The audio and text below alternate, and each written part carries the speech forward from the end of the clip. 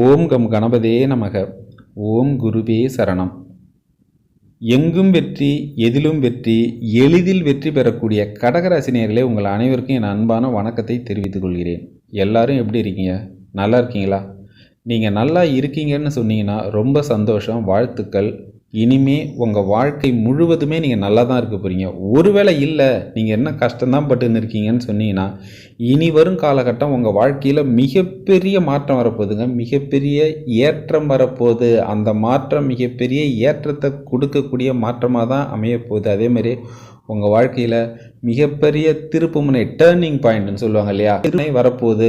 எல்லாரும் உங்களை வாட்ச் பண்ணிட்டு இருக்காங்க. எல்லாரும் உங்களுடைய முன்னேற்றத்தை வாட்ச் பண்ணுவாங்க. அந்த அளவுக்கு எல்லாரும் இப்போ ஒரு ஆட்டோவில் போகிறோம், திடீர்னு போய் ஒரு பென்ஸ் காரில் இறங்கினா எப்படி இருக்கும்? எல்லாரும் பார்ப்பாங்கல்ல.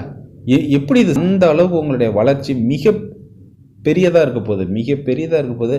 அசுரத்தனமான வளர்ச்சியாக இருக்க போகுது. வாழ்க்கையில் பார்க்காத பணத்தை பார்க்க போகிறீங்க, சேர்க்காத செல்வத்தை சேர்க்க போகிறீங்க. செல்வ செழிப்போட வாழ்க்கையில் தூள் கிளப்ப போகிறீங்க.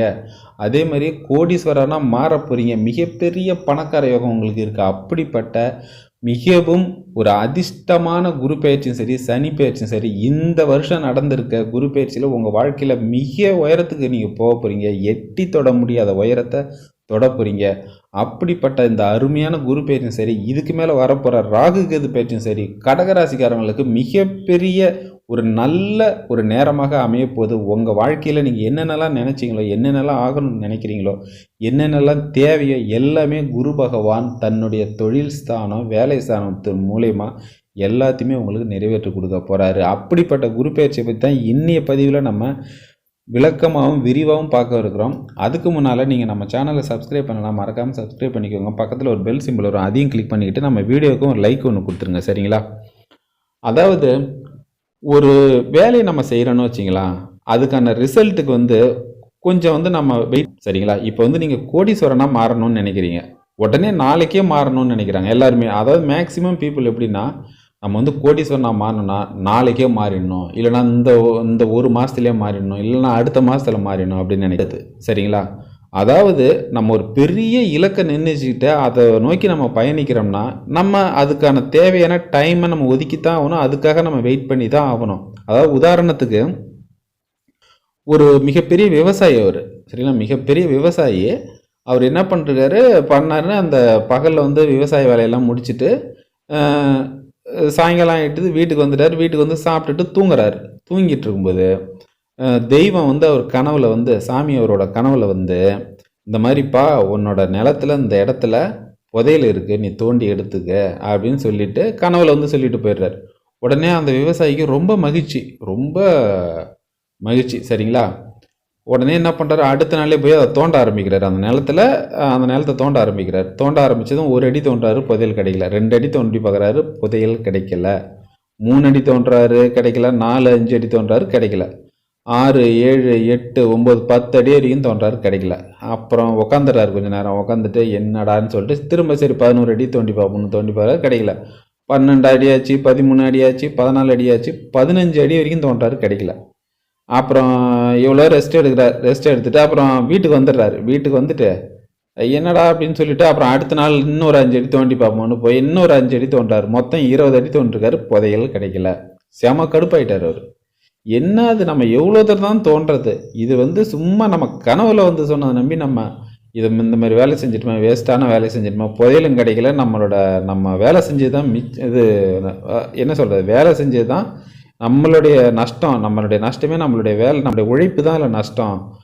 இந்த மாதிரி ரொம்ப என்ன சொல்கிறது, வீணான வேலையை செஞ்சுட்டேன் நான். தேவையில்லாத புதையல் இல்லாத இடத்த நான் மட்டும் தோண்டிட்டு வேஸ்ட்டாக போச்சு என் வேலைலாம் அப்படின்ற மாதிரி அவர் ரொம்ப கோவப்படுறாரு. இதுக்கு மேலே இந்த நிலத்து முகத்திலே நான் முழிக்க மாட்டேன், அந்த இடத்துல முழிக்க மாட்டேன் அப்படின்னு சொல்லிட்டு அந்த இடத்த விற்கிறதுக்கு அவர் ரெடி பண்ணுறாரு, சரிங்களா?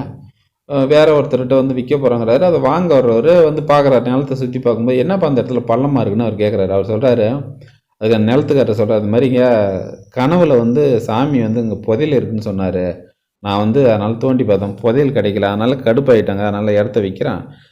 நீங்கள் கவலைப்படாதீங்க, இந்த பள்ளத்தில் நான் சமன் செஞ்சு கொடுத்துட்றேன் அப்படிங்கிறார். உடனே அந்த வாங்க வந்தவர், நீங்கள் எதுவும் சமன்லாம் செய்ய வேணாங்க, நானே பார்த்துக்கிறேன் அப்படிங்கிறார், சரிங்களா? சரின்ட்டு அப்புறம் அவர் வேற ஒருத்தர்கிட்ட விற்றுட்டார்.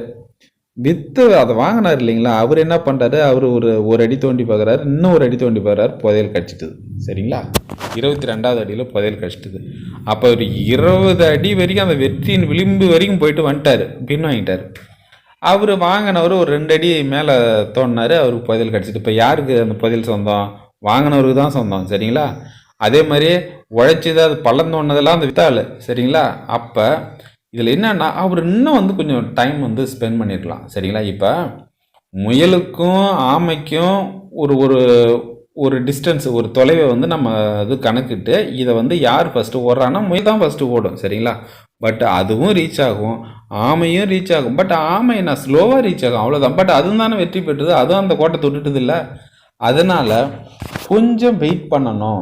சரிங்களா, கோடீஸ்வரர் ஆகிறதெல்லாம் சாதா விஷயம் கிடையாது, அதேமாரி அது முடியாத விஷயமும் கிடையாது. சரிங்களா, கோடீஸ்வரங்கிறது 3 பேருக்கு தான் அந்த உலகத்தில் சொந்தம். ஒன்று ஈஸ்வரன், சிவனுக்கு சொந்தம். 2வது சனீஸ்வரன், சனி பகவானுக்கு சொந்தம். ஏன்னா அவர் ஒரு தராசு மாதிரி நீதிமான் அவர். சரிங்களா, அதனால தான் அவருக்கும் எந்த கிரகங்களுக்கும் அந்த ஈஸ்வர பட்டமே கிடையாது, சனி பகவானுக்கு மட்டும்தான். சரிங்களா, ஏன்னா நேர்மையாக இருப்பார், உண்மையாக இருப்பார், அதனால். சரிங்களா, நீதிமான் சனீஸ்வரன். 3வது யாருக்குன்னா கோடீஸ்வரம், கோடி கணக்கில் யார் பணம் வச்சுருக்காங்களோ அவங்களுக்கு தான் அந்த ஈஸ்வர பட்டம். சரிங்களா, அதனால் கோடீஸ்வரன் ஆகிறதுலாம் சாதா விஷயம் கிடையாது, அதே மாதிரி அது முடியாத விஷயமும் கிடையாது. திட்டம் தீட்டி கரெக்டாக நம்ம பிளான் பண்ணி நம்ம கரெக்டாக மூவ் பண்ணணும்னா ஈஸியாக முடிச்சிடலாம். அதாவது நான் சொல்கிறது சம்பளம் வாங்குறாங்க பார்த்தீங்களா, ஒரு 30,000 40,000 அவங்களுக்கு சொல்கிறேன். பிஸ்னஸ் பண்ணுறவங்களாம் 1 வருஷம் 2 வருஷத்தில் கோடீஸ்வரன் ஆகிடலாம். இந்த காலகட்டத்தில் நீங்கள் பிஸ்னஸ் பண்ணிங்கன்னா 10வது இடத்துல குரு இருக்கார். 10வது இடம் குரு இருந்தாவே தொழில் ஸ்தானம், வேலை ஸ்தானம், இதுங்க ரொம்ப என்ன சொல்கிறது, மிக உயர்வாக இருக்கும். அதாவது சம்பளத்தில் விட உங்களுக்கு 50,000 1 லட்சம் ஃபிக்ஸ்டாக சொல்லிடுறாங்க. நீங்கள் என்ன தான் உழைச்சாலும் அந்த 50,000 தான் வரப்போகுது, 1 லட்சம் தான் வரப்போகுது. அதுக்கு அடுத்த வருஷம் வேணால் உங்களுக்கு ஏறும், அவ்வளோதான். ஏன்னா சம் பர்சன்டேஜ் ஏறும், அவ்வளோதான்.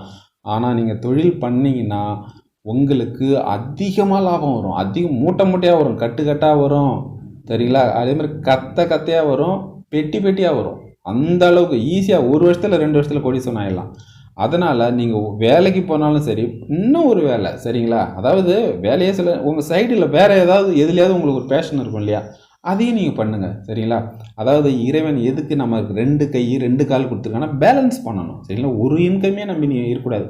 நீங்கள் ஒரு இன்கம்மை நம்பி இருந்தாலும் நல்லா தான் இருப்பீங்க, நேரம் நல்லா இருக்குது. நான் ஜென்ரலாக சொல்கிறேன், எப்பயுமே ஒரு இன்கம்மை நம்பி இருக்கக்கூடாது. திடீர்னு ஒரு உதாரணத்துக்கு சொல்கிறேன், யாருக்கோ ஒருத்தவங்களுக்கு ஜென்ரலாக ஒருத்தர் வேலைக்கு போகிறார், திடீர்னு வேலையை விட்டு தூக்கிடுறாங்க. உங்களுக்கே தெரியுது நியூஸில், அந்த கம்பெனியில் அத்தனை 1000 பேர் தூக்கிட்டாங்க, அந்த கம்பெனியில் எத்தனை 1000 பேர், எல்லாம் நல்லா வேலை செய்கிறவங்க தான். பட் அவங்களுக்கு அந்த நேரத்தில் நஷ்டத்தை சந்திக்கிறாங்க, வேலையை விட்டு தூக்குறாங்க. அந்த மாதிரி நேரத்தில் வேறு செகண்ட் இன்கம் வேறு இருந்தால் அதுதான் காப்பாற்றும். சரிங்களா, அந்த வேலையை மட்டும் நம்பிக்கிட்டு இருந்தோன்னு வச்சுக்கேன், ரொம்ப கஷ்டப்பட வேண்டியதான். எப்போவுமே நீங்கள் வேலையில் போனாலும் உங்களால் அட்லீஸ்ட் இன்னொரு வேலை ஏதாவது சும்மா ஒரு பார்ட் டைமோ இல்லை உங்களுக்கு வேறு ஏதாவது ஒரு பேஷன் இருக்குன்னா அதில் நீங்கள் பண்ணுங்கள்.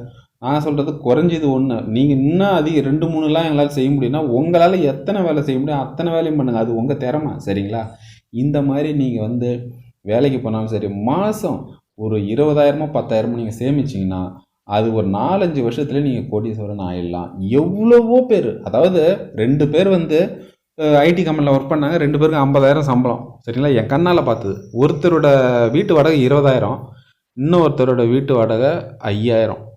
அப்போ இந்த வீட்டு வாடகையில் 15,000 இவர் மீதி பண்ணுறாரா, இந்த மாரியே மிச்சப்படுத்தினார். ஒரு இடத்த வாங்கினார், ஒரு 4-5 வருஷம் மிச்சப்படுத்தினார். அது கிட்டத்தட்ட 10 லட்சத்தை தான்ட்டு ஒரு இடத்த வாங்கினார்.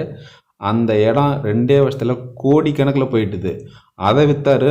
வேறு கொஞ்சம் அவுட்டரில் ஒரு 4-5 கிரவுண்டு வாங்கினார். சரிங்களா, அதோட மதிப்பும் இன்றைக்கி கிட்டத்தட்ட அவரோட மதிப்பு 10 கோடி தாண்டி அவருக்கு சொத்து மதிப்பு இருக்குது. சாதா எம்ப்ளாயி தான், வேலைக்கு போனவர் தான், மூளையை ஸ்மார்ட்டாக யோசிச்சார். சரிங்களா, அந்த மாதிரி நீங்கள் வீட்டு மனையை வாங்கி போடுங்க, அதை விட லாபம் தரும் தொழில் எதுவுமே கிடையாது. நீங்கள் வேலைக்கு போய்கிட்டு இந்த மாதிரி சைடில் பண்ணிங்கன்னா பெரிய ஆள் ஆகலாம். சரிங்களா, அதே மாதிரி நீங்கள் பிஸ்னஸ் பண்ணிங்கன்னா, அதாவது ஒரு பிரான்ச்சு வச்சுருக்க நீங்கள் 4-5 பிரான்ச்சு குரு பகவான் வேலையிலையும் சரி தொழிலையும் சரி மிகப்பெரிய லாபத்தை கொடுப்பாரு. வேலையில் இருந்தீங்கன்னா மிகப்பெரிய ப்ரமோஷன். அந்த ப்ரமோஷன் நான் சொல்கிறேன், அதை கூட்டு உங்கள் மேனேஜர் சொல்லும் போது உங்கள் மனசில் எவ்வளோ சந்தோஷமாக இருக்குங்களா, எவ்வளோ உங்கள் அப்படியே சும்மா மேலே பறப்பீங்க. உங்களுக்கு ப்ரொமோஷன் கிடச்சிருக்கு, நீங்கள் உங்களுக்கு அசிஸ்டண்ட் மேனேஜர் இல்லை மேனேஜராக உங்களுக்கு வந்து ப்ரொமோஷன் கிடச்சிருக்கு. அதே மாதிரி அவங்களுக்கு என்ன அந்த பேரோல் என்ன வந்து சம்பளமோ அந்த சம்பளம் உங்களுக்கு வரும். சரிங்களா? அதெல்லாம் மிகப்பெரிய விஷயம். சரிங்களா? அது வந்து நீங்கள் அனுபவத்தில் உணரும் போது உங்களுக்கு தெரியும் அந்த சந்தோஷம் எவ்வளோன்னு. ஆகையால் இந்த குரு பயிற்சி நீங்கள் நல்ல முறையில் பயன்படுத்திங்க. அதே மாதிரி வாழ்க்கையில் எதுக்குமே நம்ம கொஞ்சம் டைம் எடுத்துக்கணும். சரியா? ஒரு வேலைக்கு போகிறவங்களே ஒரு கோடீஸ்வரன் ஆகிறதுக்கு 10 வருஷம் ஆகுதுன்னா பரவாயில்ல. சரிங்களா? 10 வருஷம் ஆனாலும் நீங்கள் கோடீஸ்வரனாச்சே. அதை அப்படியே அந்த பயணத்தை கைவிட்டுட்டு இல்லை இந்த மாதம் வாங்குற சம்பளம் இந்த மாதம் அடுத்த மாதம் வாங்குற சம்பளம் அடுத்த மாதத்துக்கு இந்த மாதிரியே நம்ம டெய்லி லைஃப்பை ஓட்டிகிட்டு போனோம்னா கடைசியில் ஒன்றுமே ஆகாது. எவ்வளவோ பேர் நான் என் அனுபவத்தில் கேட்டிருக்கேன். நாங்கள் வந்து சேமிக்கிறது இல்லாமல் நாங்கள் சேமிக்கவே இல்லாமல் அப்படியே அடுத்த மாதம் இந்த மாதம் வாங்குற சம்பளத்தை இந்த மாதம் செலவு பண்ணிடுறது, அடுத்த மாதம் வாங்குற சம்பளத்தை அடுத்த மாதம் செலவு பண்ணி இந்த மாதிரியே பண்ணி எனக்கு வந்து வயசு வந்து 50 தாண்டி ஆகுது. இது வரைக்கும் ஒரு சொத்தோ எதுவுமே கிடையாது. எந்த சேவிங்ஸும் கிடையாது. இன்னும் வந்து ஒரு 6-7 வருஷம் தான் எனக்கு இது என்னது வேலை. அதை வச்சு நான் என்ன பண்ண போகிறேனே தெரியல அப்படின்னு புலம்புறவங்க அந்த வலி வந்து என் கண்ணால் நான் பார்த்துருக்கேன். ஆகையால் இந்த காலகட்டத்தை நீங்கள் நல்ல முறையில் பயன்படுத்திட்டு வாழ்க்கையில் மிகப்பெரிய ஆளாக வரணும். அதாவது தேவைக்கு அதிகமாக செலவு பண்ணக்கூடாது. சரிங்களா? தேவைக்கு அதிகமாக அதை வந்து நீங்கள் சேமித்தாவே நீங்கள் தான் பெரிய ஆள். சேமிக்கிறத அதிகப்படுத்தணும். இப்போ நீங்கள் ஒரு கோடி எப்படியாவது கொண்டு வந்துட்டீங்க. வீட்டு மனை வாங்குறீங்க ஏதோ பண்ணி ஒரு கோடி ஒரு 6-7 வருஷத்தில் கொண்டு வந்துட்டீங்க. அந்த ஒரு கோடி அடுத்த 5 வருஷத்தில் அது 5 கோடியாக மாறும். அந்த 5 கோடி அதுக்கு அடுத்த ஒரு 5 வருஷத்தில் ஒரு 15-20 கோடியாக மாறும். அந்த 15-20 கோடி இன்னொரு 5 வருஷத்தில் 50 கோடியாக மாறும். சரிங்களா? அதை பெருக்கிக்கிட்டே போகும். நீங்கள் ஒன்றும் போய் அதில் எந்த எஃபர்ட்டும் போட தேவையில்ல. சரிங்களா? ஆகையால் இந்த வாய்ப்பை நீங்கள் நல்ல முறையில் பயன்படுத்திட்டு வாழ்க்கையில் மிகப்பெரிய ஆளாக வரணும். எல்லாத்துக்கும் வந்து ஒரு பயணம்னா ஒருத்தர் வந்து வேலைக்கு போய் இன்டர்வியூ அட்டன் பண்ணுறாரு. சில பேருக்கு ஒரு 1வது இன்டர்வியூவில் வேலை கிடச்சுன்னா 2வது 3வது அப்படி கூட கிடைக்கும். சில பேருக்கு 10-15 இன்டர்வியூவோட கிடைக்கும். அந்த ஒரு கேப் தான். மற்றபடி எல்லாமே ஜெயிக்கிறவங்க தான். யாரும் இங்கே தோக்குறவங்க கிடையாது. முயற்சியை கைவிடாமல் செஞ்சுக்கிட்டே இருக்கிறவங்களுக்கு நான் சொல்ல வேண்டியது கிடையாது. நீங்கள் பெரிய திறமைசாலிங்க. மிகப்பெரிய திறமைசாலிங்க. உங்களுடைய அறிவு கூர்மை யாருக்குமே வராது. அவ்வளோ டேலண்ட் நீங்களாம். சரிங்களா? நீங்களாம் நினச்சிங்கன்னா மலையை பரட்டலாம். அதாவது கோடீஸ்வரலாம் சும்மா கதை நான் சொல்கிறது. அதாவது சாதாரணம் உங்களுக்கு கோடீஸ்வரன் ஆகிறதுலாம் சாதாரணம். எனக்கு தெரிஞ்ச கடகராசிக்காரர்லாம் பெரிய ஆளாக இருக்காங்க. மலையை பெரட்டுவாங்க. மலையை பெரட்டினா போய் மலையை பெரட்ட சொல்லல. அந்த அளவுக்கு உழைக்கிறவங்க அவங்க. சரிங்களா? அப்படியே அவங்க வேலை செய்யறதை பார்த்தா நமக்கே ஆச்சரியமாக இருக்கும். என்ன அப்படி இல்லாமல் பண்ண முடியும் அப்படின்னு அந்த அளவுக்கு திறமைசாலி கடகராசிக்காரங்க. அதனால் இந்த வாய்ப்பை நீங்கள் நல்ல முறையில் பயன்படுத்திட்டு உங்கள் வாழ்க்கையில் மிக பெரிய ஆளாக வரணும்னு நான் கேட்டுக்கிறேன். இந்த வீடியோ உங்களுக்கு பிடிச்சுன்னா மறக்காமல் லைக் பண்ணுங்கள். நம்ம சேனலை சப்ஸ்கிரைப் பண்ணுங்கள். மறக்காமல் பெல் பட்டனையும் கிளிக் பண்ணிக்கோங்க. நன்றி, வணக்கம். வாழ்க வளமுடன். All the best.